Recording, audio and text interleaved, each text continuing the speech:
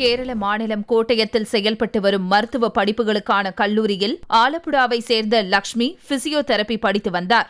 நேற்று பிற்பகல் கல்லூரியின் உணவு இடைவேளையின் போது லக்ஷ்மியுடன் இளைஞர் ஒருவர் வாக்குவாதத்தில் ஈடுபட்டுக் கொண்டிருந்தார். பின்னர் திடீரென தான் கையோடு கொண்டு வந்திருந்த பெட்ரோலை எடுத்து லக்ஷ்மி மீது அந்த இளைஞன் ஊற்றியுள்ளான்.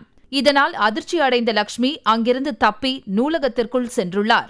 விடாமல் துரத்தி சென்ற அந்த இளைஞன் நூலகத்திற்குள் வைத்து லக்ஷ்மி மீது தீ வைத்துள்ளான். அத்துடன் தானும் பெட்ரோலை ஊற்றி அந்த இளைஞன் தீ வைத்துக் கொண்டான். இதனால் பலத்த காயமடைந்த இருவரும் உடனடியாக மருத்துவமனைக்கு கொண்டு செல்லப்பட்டனர். ஆனால் சிகிச்சை பலனின்றி இருவரும் உயிரிழந்தனர். விசாரணையில் மாணவி லக்ஷ்மி மீது பெட்ரோல் ஊற்றி தீ வைத்தது ஆதர்ஷ் என்பது தெரியவந்தது.